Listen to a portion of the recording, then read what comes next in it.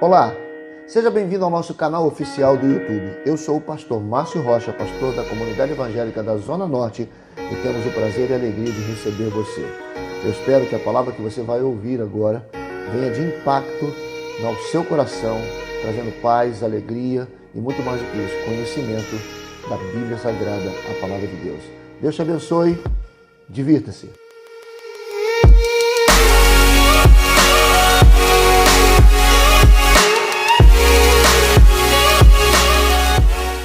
Tão bonitinho. Juízes capítulo 6. Eu quero ler apenas o versículo primeiro. Eu estava compartilhando com a pastora Lucy, e hoje eu estou me sentindo um pregador do continente africano. Eu escrevi 10 páginas. Geralmente os meus esboços são 4, 5 páginas. Eu escrevi 10 páginas. Vamos ver se eu consigo falar tudo. Eu preciso falar tudo para que a gente entenda o que a gente vai falar hoje à noite. Juízes capítulo 6, verso 1 diz assim: porém, os filhos de Israel fizeram o que era mal aos olhos do Senhor, e o Senhor os entregou nas mãos dos midianitas por 7 anos. Vamos repetir versos 1 do Juízes 6. Porém, os filhos de Israel fizeram o que era mal aos olhos do Senhor, e o Senhor os entregou nas mãos dos midianitas por 7 anos. O título da mensagem é: Alinhando a minha vida para vencer a incredulidade. Alinhando a minha vida para vencer a incredulidade. E para não me perder, eu vou ter que ficar bem paradinho aqui. Esta palavra que a gente acabou de ver, irmãos, elas descrevem um ciclo interminável que se repetia na vida de Israel de geração após geração. Nos capítulos precedentes, se nós tivermos a curiosidade de ler, nós vamos perceber que a gente encontra esse comportamento, essas palavras inúmeras vezes. Basicamente, elas estão dizendo que os filhos de Deus, o povo de Israel, eles estavam fazendo o que era mal aos olhos do Senhor. Eles estavam contrariando Deus. Todas essas palavras, de forma repetida, basicamente estão dizendo: e os filhos de Israel fizeram o que era mal aos olhos do Senhor e serviram aos Balaíns. E Deus, na sua ira, os entregou nas mãos dos seus inimigos. A primeira citação dessa história, ela aparece no capítulo 3, onde diz que a terra teve sossego por 40 anos. 40 anos a terra estava sossegada. 40 anos o povo vivendo bem. De repente, diz o texto, voltaram os filhos de Israel a fazer o que era mal aos olhos do Senhor. E mais uma vez, Deus os entrega na mão do povo inimigo, no caso Moabe. Porque eles tinham feito o que era mal aos olhos do Senhor. E diz esse texto, essa história, que Israel serve ao inimigo pagão por 18 anos. Depois de 40 anos livres, depois de 40 anos sem nenhum peso, depois de 40 anos vivendo de forma conforme Deus tem preparado para os seus filhos, de repente, diz o texto, e voltaram a fazer o que era mal aos olhos do Senhor. Tornaram a agir de forma errada, chamando a ira de Deus. E Deus, mais uma vez, os entrega nas mãos dos inimigos. No capítulo 4, a gente lê: os filhos de Israel novamente voltaram a fazer o que era mal aos olhos do Senhor. E aí Deus agora entrega eles nas mãos de um rei chamado Jabim, rei de Canaã. Eles foram cativos do povo cananeu. E logicamente, não muito diferente de alguns dos nossos comportamentos, logicamente, toda vez que Israel era escravizado, eles clamavam a Deus. Toda vez que Israel passava por uma dificuldade, ele olhava para o céu e dizia: Senhor, nos salva, Senhor, nos ajuda, Senhor, nos liberta. E Deus toda vez, mesmo diante da infidelidade do povo, Deus era fiel e enviava um libertador. O libertador ia lá, lutava, profetizava, arrancava o povo das mãos dos inimigos. Mas bastava esse líder morrer, bastava esse líder sair da história, que infalivelmente o povo retornava ao pecado.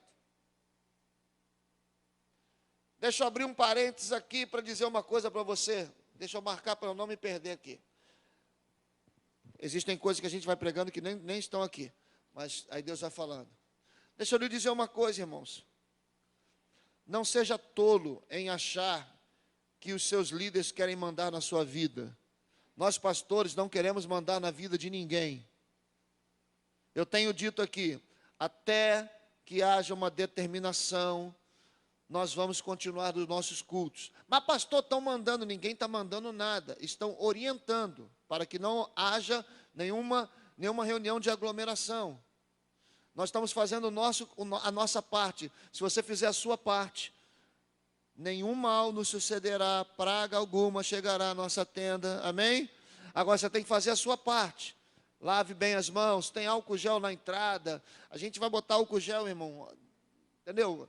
Amanhã a gente vai instalar aqueles negocinhos para botar na mão em um monte de lugar. Agora não traga frasco vazio para encher o seu frasquinho. Deixa de ser mendigo. Amém? Compre o seu. Óleo ungido, tudo bem. Agora gelzinho, pelo amor de Deus. Pense no irmão. Então a gente está fazendo a nossa parte, faça a sua também. Ok? Pastor, eu não estou me sentindo à vontade de estar no culto. Ok, não tem problema, vou continuar amando, respeitando, sendo seu pastor. Eu não sou líder de mandar na vida de ninguém, mas a gente percebe uma coisa. A gente percebe que toda vez que o povo não tinha líder, o povo só fazia bobagem. Toda vez que o povo não tem alguém para direcionar o caminho, o povo só fazia bobagem. Era o que acontecia com Israel.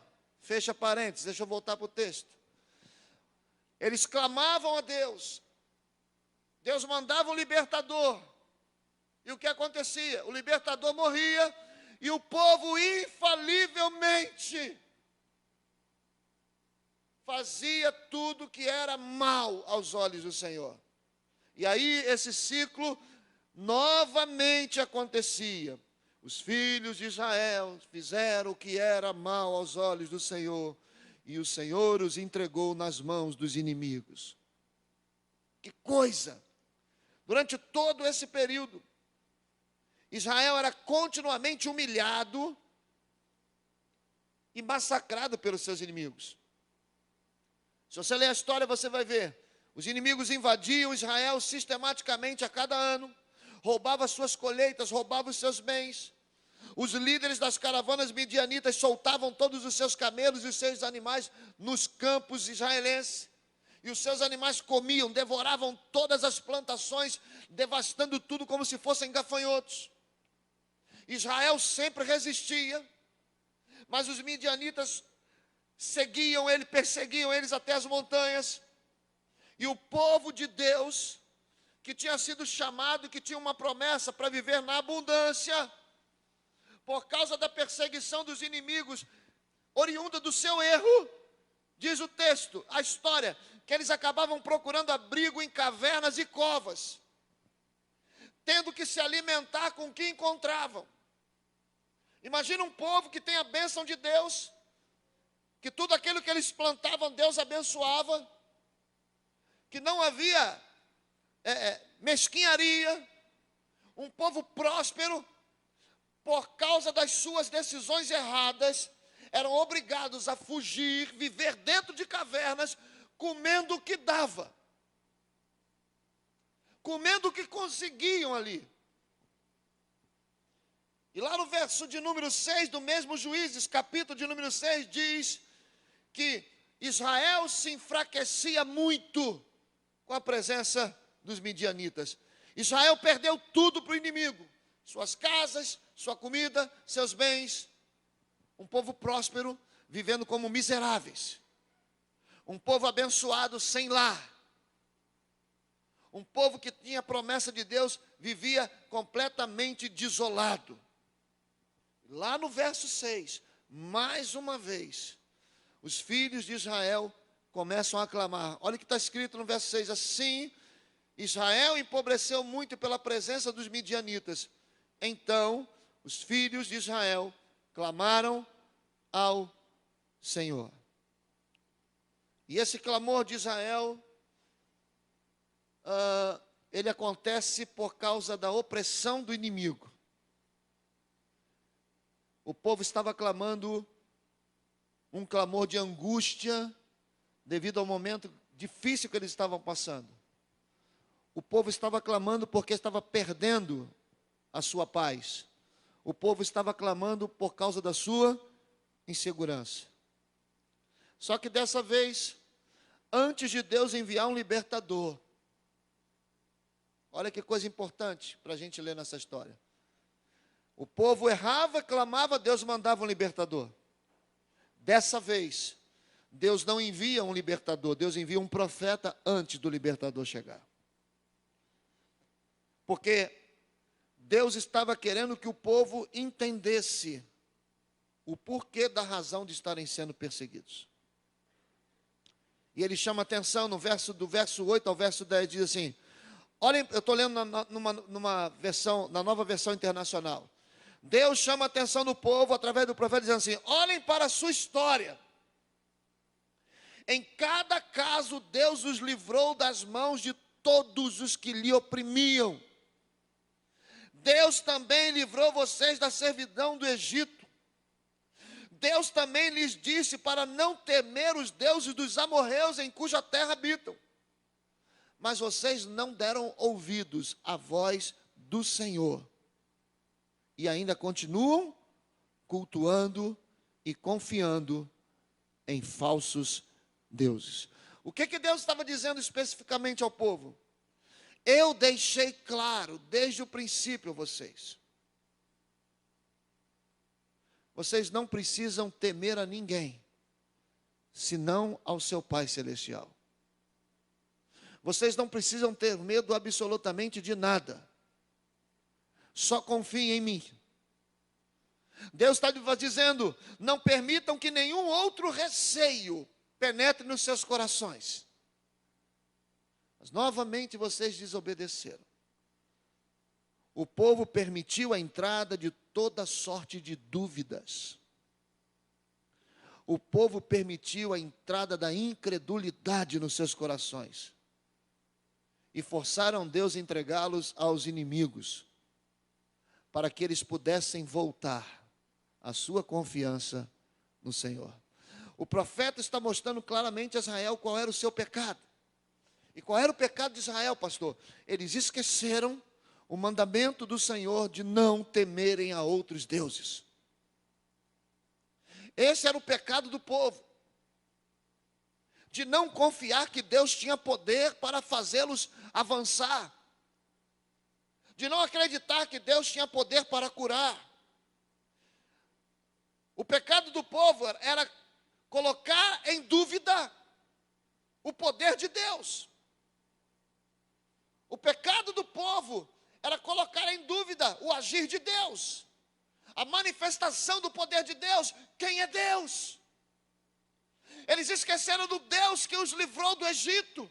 Eles esqueceram do Deus que não deixou que sandália estragasse, que roupa se estragasse no meio do deserto. Eles esqueceram do Deus que mandava comida do céu todos os dias. Eles esqueceram do Deus que curava. Eles esqueceram do Deus que os livrou de mais de 400 anos da escravidão para viverem livres dentro de uma terra frutífera, de uma terra próspera. O pecado do povo foi se esquecer daquilo que Deus fez. Por causa disso, Deus os entregava nas mãos dos inimigos para poder um dia trazê-los de volta. Quando a gente vai até no capítulo 10, em Juízes 10, a gente vê o povo admitindo esse pecado. Está escrito assim no verso 10.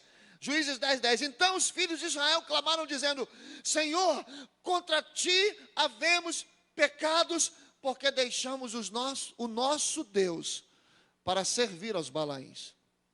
O que os israelitas estavam dizendo aqui? O que os israelitas estavam expressando quando diziam que estavam servindo a Baalins? Balaíns está no plural. Significa que eles deixaram o poder do Deus que os sustentou até aqui para servirem aos deuses daquele mundo. Deixa eu lhe dizer uma coisa, meu irmão. A missão de Baal é roubar de Deus todo louvor e confiança da parte do seu povo. Baal não é hoje uma escultura. Baal naquele tempo era uma imagem de escultura, em forma de homem, onde o povo se prostrava e adorava. O Baal do tempo de hoje é tudo aquilo que rouba do teu coração o louvor e a confiança num Deus que pode todas as coisas.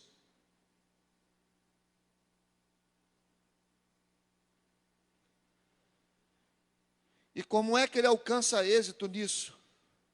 Quando ele enfoca a nossa atenção nas circunstâncias, ao invés de focar a nossa atenção no nosso Deus, em quem nós confiamos quando estamos diante de um problema. Pastor, eu não sirvo a Baal. Eu não adoro a imagem de Baal. Mas quando a sua confiança é completamente roubada devido às circunstâncias que está diante dos teus olhos, Baal já levantou um altar dentro do seu coração e você não sabe. Porque Baal é tudo aquilo que rouba o louvor e a confiança do povo no Deus em que nós servimos. Você está entendendo nessa noite o que Deus quer falar? Eu estou apenas na introdução da mensagem, já vou sair dela. Mais 5 minutos. É isso exatamente o que aconteceu com Israel. O pecado de Israel trouxe amargura, trouxe desastre econômico, trouxe terrorismo por parte dos seus inimigos, trouxe incerteza. O fato é que Deus não estava mais protegendo, é uma verdade para eles. Porque bastava que eles dissessem Deus, e Deus enviava socorro. É claro que Deus amava Israel.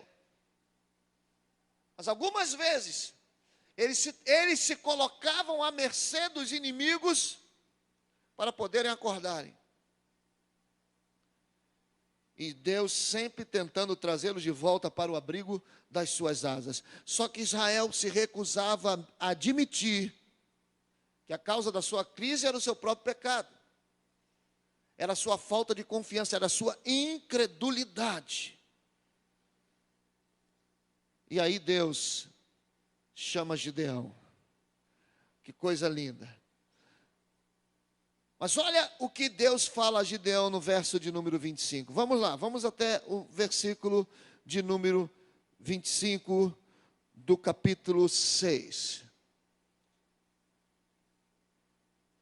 Vamos ler o 11. A partir do 11, depois a gente lê o restante. Verso 11 de capítulo 6. Então o anjo do Senhor veio, assentou-se debaixo do carvalho que está em Ofra, que pertencia a Joás, a Bizerita, e Gideão, seu filho, estava malhando o trigo no lagar para os salvar dos midianitas. Então o anjo do Senhor lhe apareceu e disse: o Senhor é contigo, homem valoroso. Mas Gideão respondeu: ai, meu Senhor, se o Senhor é conosco, porque tudo isso está acontecendo? E que é feito de todas as suas maravilhas que os nossos pais nos contaram, dizendo: não nos fez o Senhor subir do Egito? Porém agora o Senhor nos desamparou e nos deu nas mãos dos midianitas. Então o Senhor olhou para ele e disse: vai nessa tua força e livrarás a Israel das mãos dos midianitas. Porventura não te enviei eu? E ele disse: Senhor meu, com que livrarei Israel? Eis que a minha família é a mais pobre em Manassés e é o menor na casa do meu pai. Então o Senhor respondeu: porquanto eu hei de ser contigo, tu ferirás os midianitas como se fosse um só homem. E ele lhe disse: se agora tenho achado graça aos teus olhos, dá-me um sinal de que tudo que falas comigo. E rogo-te que daqui não te apartes até que eu volte e traga o meu presente e o ponha perante a ti. E o anjo disse: então esperarei até que voltes. Gideão entrou, preparou um cabrito, pães ázimos de um efa de farinha, a carne pôs num cesto, o caldo pôs numa panela, trouxe-lhe até debaixo do carvalho e lhe ofereceu. Porém o anjo de Deus lhe disse: toma a carne e os pães ázimos e põe sobre a penha, derrama-lhe o caldo, e assim fez. E o anjo do Senhor estendeu a ponta do cajado que estava na sua mão, tocou a carne e os pães ázimos, subiu do fogo da penha, consumiu a carne e os pães ázimos, e o anjo do Senhor desapareceu aos seus olhos. Então viu Gideão, que era o anjo do Senhor, e disse: Gideão, ah, Senhor meu, eu vi o anjo do Senhor face a face. Olha que coisa interessante. Gideão tem uma experiência com Deus. Gideão tem uma experiência com o Senhor libertador. Deus aparece para Gideão no momento difícil do povo. Gideão fica meio desacreditado. Gideão argumenta: vem cá, Senhor, aonde o Senhor está? Aonde está o Deus que nos livrou do Egito? Aonde está o Deus que os nossos pais nos contavam quando éramos pequenos as histórias? Aonde está esse Deus? Porque nós estamos sofrendo. E o anjo diz: Gideão, tem de bom ânimo, eu vou usar a sua vida, eu vou mudar a sua história, eu vou mudar toda essa situação. Mas Gideão estava com seu coração incrédulo. E mesmo diante da provação, da prova que Gideão pôs, aquele anjo de Deus, e o anjo de Deus corresponde à prova,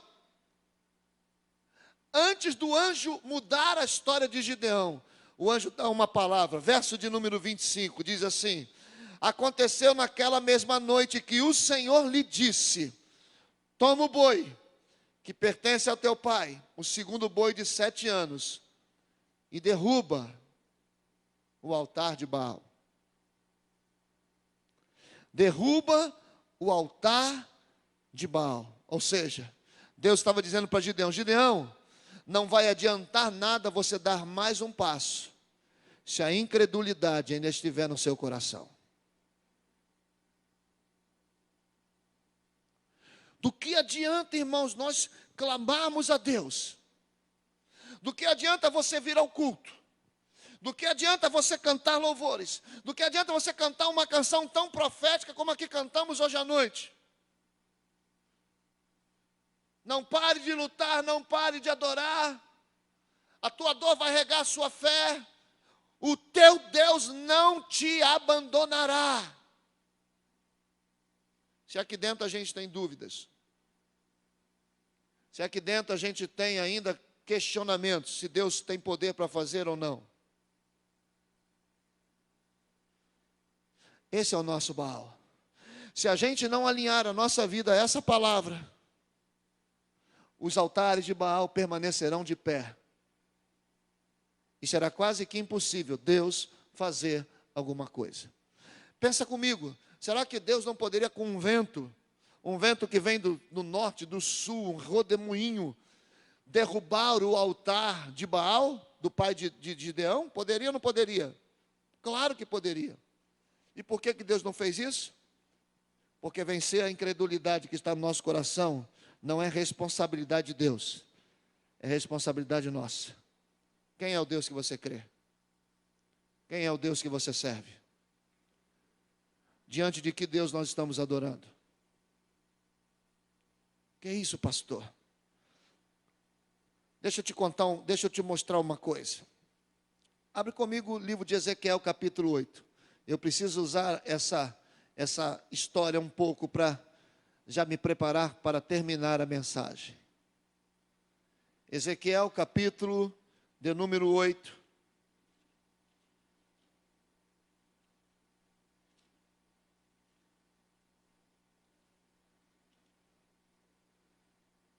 Você conhece Ezequiel? Sabe que profeta foi esse? Profeta lá do Vale de Ossos Secos. Olha o que Deus mostra a ele. Ezequiel 8, do verso 8 ao verso 10, diz assim: E disse-me: filho do homem, cava agora naquela parede. E cavei na parede, e eis que havia uma porta. Então me disse: entra e vê as malignas abominações que eles fazem aqui. Entrei e olhei, e eis que toda forma de répteis e animais abomináveis e de todos os ídolos da casa de Israel estavam pintados na parede em todo o redor. E estavam em pé diante dele 70 homens dos anciãos da casa de Israel. E Jeazanias, filho de Zafã, em pé no meio deles, e cada um tinha na mão o incensário, e subia uma espessa nuvem de incenso. Olha que coisa interessante. Olha o que a incredulidade tem poder para fazer na vida de um crente. Ezequiel entra, tem uma visão de 70 anciãos de Israel com incensário. Que atitude é essa, pastor? Essa era uma atitude de adoração. Os anciãos tinham alto cargo diante da congregação. Uma congregação precisa ter anciãos. Uma igreja precisa ter os seus anciãos. Por isso vamos cuidar deles. Amém? É uma função da igreja cuidar dos seus anciãos. Ainda que eles não queiram se sentir anciãos. Ok? Então, cuide dos anciãos da igreja. Se você vê um ancião na igreja, cuide com amor e carinho. Pague uma pizza para ele. Ok? Cuide dele, dê o melhor lugar da igreja. Passe álcool gel, porque eles estão... O bichinho está sedento por eles. Cuide dos anciãos. Os anciãos da igreja era a representatividade de intimidade do povo com Deus. Olha que coisa interessante, irmãos. Aqueles que representavam a ligação do povo com Deus, Ezequiel tem uma visão. Eles estão com o incensário, ou seja, no momento da adoração, diante de um quadro completamente diferente do que nós estávamos acostumados a ler e a ver. Eles estavam diante de uma parede, de 4 abominações deploráveis, que o povo de Deus estava cometendo. Quando Ezequiel enxerga isso, ele fica horrorizado. Por quê? Porque as paredes da câmara estavam repletas de pinturas, de toda forma de répteis, de animais abomináveis e de todos os ídolos da casa de Israel. Diante de todas essas paredes, os 70 anciãos, adorando a um espírito que não era o Senhor que os livrara das mãos do inimigo. O Espírito Santo revela a Ezequiel, através dessa cena, aquilo que estava preenchendo a mente dos anciãos. E sabe o que era? O Senhor não nos enxerga mais. O Senhor não se preocupa mais conosco. Aquela imagem estava retratando o que os anciãos estavam pensando. O nosso Deus nos abandonou. E por que isso estava acontecendo, pastor? Porque o povo estava passando por uma série de situações complicadas. E aí eu digo para você, é nessa hora que Baal se levanta diante dos nossos olhos.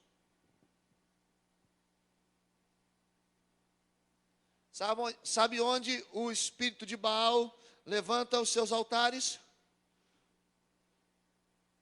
Quando a gente está diante de uma criança que está no leito. Quando a gente está diante de um ente querido que está prestes a morrer. Quando a gente está diante de uma pandemia como essa, a gente pergunta: onde Deus está?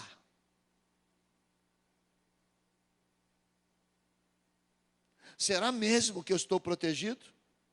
Será mesmo que 1000 cairão à minha direita, 10.000 à minha esquerda e eu não serei atingido? Será mesmo que o Senhor é meu escudo? Quando a incredulidade penetra no nosso coração, nós levantamos um altar. Nós erguemos um altar a Baal, o Senhor da incredulidade.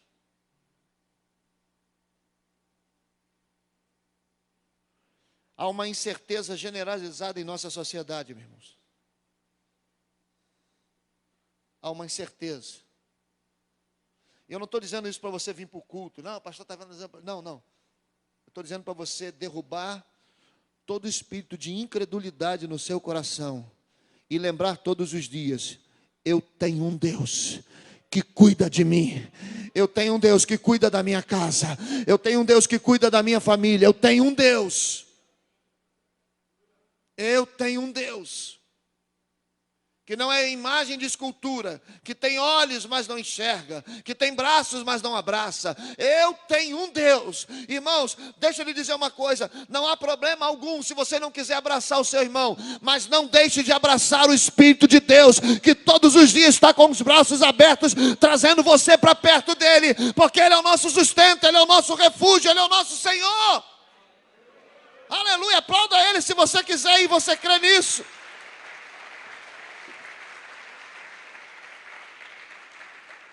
Deus estava querendo usar Gideão, mas disse: Gideão, homem valente, o Senhor é contigo. Imagina, irmãos, imagina nessa noite Deus te levantando, te acordando na madrugada. Você rola para lá, rola para cá. Deixa eu lhe dar uma dica. Se você estiver rolando para lá, rolando para cá, abra a tua boca e diga assim: fala comigo, Senhor. Não tome nenhum remédio para dormir. Às vezes Deus quer falar com a gente e não deixa a gente dormir. Vai para a Bíblia, vai orar. Deus pode te dar estratégias infalíveis para você vencer e desenrolar o que está enrolado. Amém? Que nós estamos num mês onde tudo que está enrolado vai desenrolar, tudo que está embaraçado vai desembaraçar. Amém? E aí Deus olha: Gideão, homem valente, o Senhor é contigo. Vou te usar. Vou mudar a tua história. Quantos gostariam que Deus liberasse uma palavra dessa sobre a sua vida hoje à noite? Vou resolver. Quantos têm um problema para ser resolvido por Deus? Imagina Deus, fica com a sua mão levantada. Imagina Deus chegando agora e dizendo assim: vou resolver teu problema hoje. Amém? Dessa semana não passa, vou resolver o teu problema hoje. Mas aí Deus fala assim: mas tem uma coisa. Tu vai ter que jogar esse altar da incredulidade no chão. Porque Deus tem poder para resolver, ele não tem, irmão. Sabe o que muitos de nós, sabe onde muitos de nós erramos? Quando a gente diz assim: se é o Senhor mesmo, me manda ter sobre as águas. Vem. E você não tem coragem de sair do barco. E pior, quando você vê alguém saindo, você fala assim: não vai não, tu vai morrer. Porque tem gente que não tem coragem para andar e ainda tenta impedir os outros que têm coragem de ir. É por isso que eu escolho direitinho com quem eu ando, irmão. Porque eu gosto de gente que vai andar comigo. Se afundar, afunda nós dois. Mas em compensação não fico preso a quem não tem coragem de tomar uma decisão. Deixa eu dizer uma coisa da parte de Deus nessa noite. Ah, meu Deus, você está com medo de quê? De tomar essa decisão por quê? Deus está dizendo: eu vou te usar, eu prometi, eu vou fazer. Você está com medo de quê? Derruba esse altar de incredulidade nessa noite. É o que Deus está falando: Gideão, eu vou te usar. E aí Gideão faz como nós: Senhor, se é o Senhor mesmo, me dá uma prova. E Deus vai e abre o céu. Se é o Senhor mesmo, meu telefone vai tocar, o telefone toca. Se é o Senhor mesmo, eu quero. Aí Deus faz. Deus sempre vai provar que Ele está contigo. Só que chega um determinado momento, Deus fala assim: Gideão, mas eu não posso continuar o que eu comecei na sua vida, porque tem um altar de incredulidade lá de pé. Joga no chão. Depois que jogar no chão, eu continuo fazendo e te levo aonde você quer chegar e faço o milagre que você precisa, em nome de Jesus.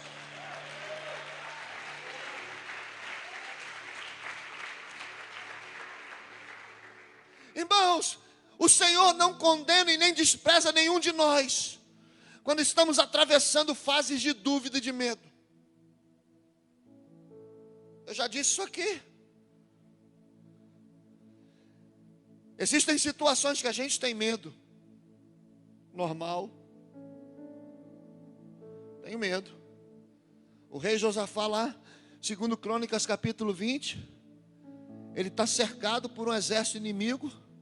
A notícia que chega, os caras estão vindo e vão detonar a gente. E é muita gente. E a oração de Josafá é o seguinte: Senhor, eu não sei o que fazer. Eu estou com medo. Mas os meus olhos estão em Ti.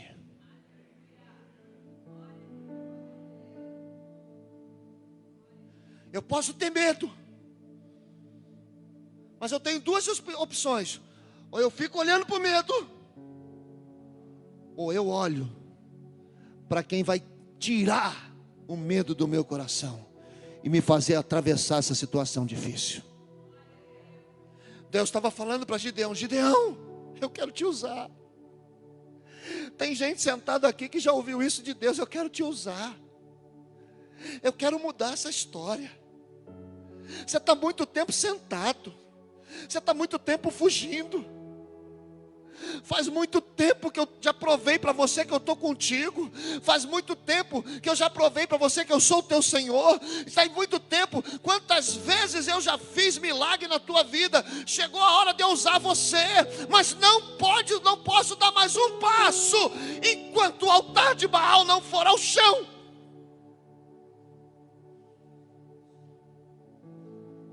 Você entende por quê? Entre aspas, travou tudo. Tem gente sentada aqui, está tudo travado, tudo parado. Aí a gente diz assim: é Deus que esqueceu de mim, pastor. E a gente não entende. Sabe por que a gente não entende? Eu não estou em pecado.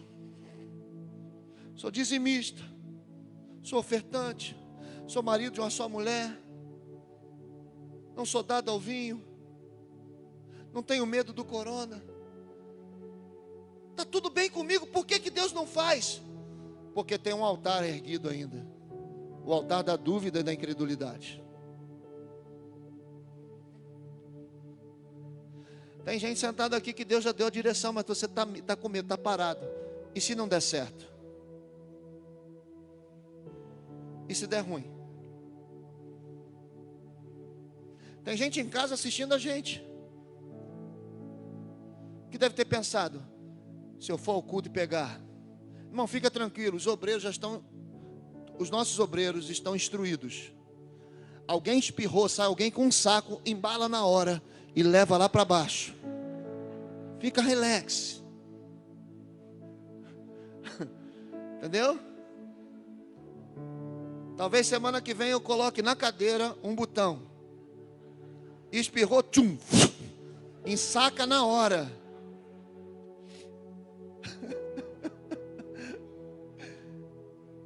Ei, será, meu Deus, e aí? Gente, a gente está rindo de uma situação que é séria, mas existem comportamentos que demonstram que outras coisas parecidas com essa se manifestam na nossa vida. Quantas dúvidas permeiam a nossa mente? Quantos questionamentos permeiam a nossa mente? Quantos altares são levantados na nossa mente sobre obedecer o que Deus está mandando? Às vezes a gente até pergunta: será que é Deus mesmo?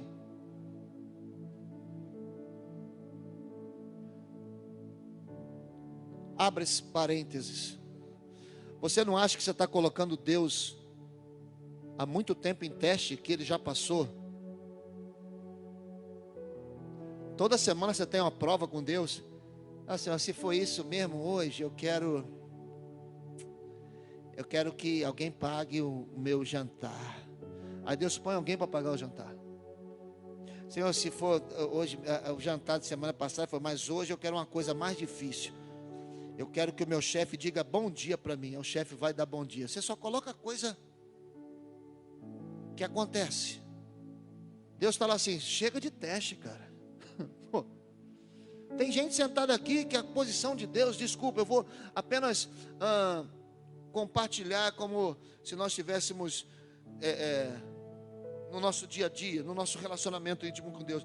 Tem gente que Deus está olhando assim: cara, quer mais prova para quê? Já falei que estou contigo. Estou te chamando de valente.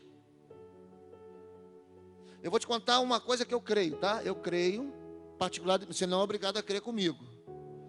Gideão, eu já ouvi muitos pastores dizer que Gideão era estrategista, né? Estrategista, o cara está malhando trigo no lagar, estrategista, não, porque malhava trigo em outro lugar e estava ali. Gideão era covarde, medroso, não era estrategista, ele era medroso. Vou malhar aqui, porque aqui ninguém vai imaginar que eu venho aqui. Se vier, meu Deus, eu vou perder, vou morrer. Por que o senhor chega a essa conclusão? Porque Deus chega para ele, colocando ele na altura. Gideão, homem valente. Eu valente? Eu estou aqui escondido. Porque Deus conhece o nosso coração e conhece o nosso potencial. Enquanto alguns jogam você para baixo, Deus sempre vai colocar você para cima. Porque você não é qualquer pessoa diante de Deus. Gideão, homem valente, eu sou contigo. Levanta daí. Você vai libertar o teu povo. Mas eu sou o menor. A minha casa é a mais pobre. As desculpas de Gideão. Olha a incredulidade de Gideão. Como é que Deus vai me usar? Como é que Deus pode me usar? O menor, estou aqui fugindo. O mais pobre, o menos provável. Aí Deus fala assim: é você que eu vou usar. E diante de todas as provas, chegou a hora de Deus dizer: não posso fazer mais nada enquanto a incredulidade estiver na sua mente. Não te mandei eu? Vai. Os músicos podem subir. Eu acredito que nessa noite, irmãos, Deus está nos fazendo entender que Ele quer realizar uma obra específica na sua vida. Deus quer de forma específica mudar histórias aqui nessa noite.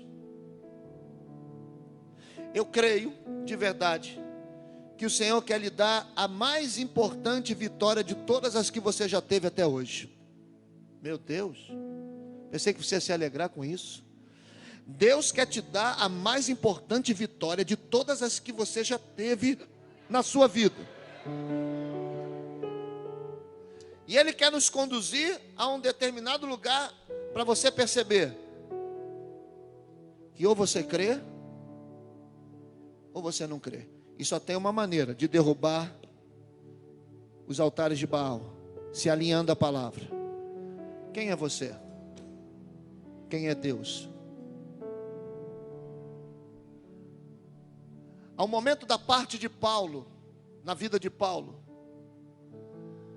aonde o navio está prestes a afundar, a naufragar, e Paulo usa a seguinte expressão: o Deus a quem pertenço, a quem eu sirvo, me disse que não vai morrer ninguém nesse naufrágio. Meu irmão, é confiar muito em Deus. No meio do mar, no meio do oceano, o navio afundar, 200 e bléu de gente, Paulo bater no peito e dizer assim: ó, o Deus a quem eu sirvo, quem eu conheço, o Deus de quem eu sou, a quem eu pertenço, me falou que não vai morrer ninguém, todos vão se salvar. E você sabe o que aconteceu? Morreu alguém? Todos se salvaram. Isso é saber, conhecer o Deus que você serve. Isso é saber que o Deus que nós servimos, em todo tempo, é bom. E é bom em todo tempo. Eu não sei para quem Deus está falando nessa noite, mas Ele não pode continuar enquanto o altar da incredulidade estiver de pé no seu coração. A palavra do Senhor nessa noite é: derruba todo o altar de incredulidade da sua vida. Confia no Senhor, porque Ele vai fazer grandes coisas, em nome de Jesus. Quem crê nisso, fica de pé, dá um aplauso bem forte ao Senhor. Aleluia, aplauda Ele, aplauda. Aplauda o Senhor. Se você crê que Ele tem poder para te curar, para te salvar, para mudar a tua história, celebre a Ele. Celebre a Ele, celebre a Ele. O Senhor vai te dar força necessária para derrubar esse altar. O Senhor dará força e poder através do seu Espírito, porque Deus está contigo. Deus está contigo. Deus está contigo e nada pode impedir que os planos infalíveis de Deus se manifestem na sua vida, na sua casa. Deus tem vitórias preparadas para cada um de nós, em nome de Jesus. Aleluia!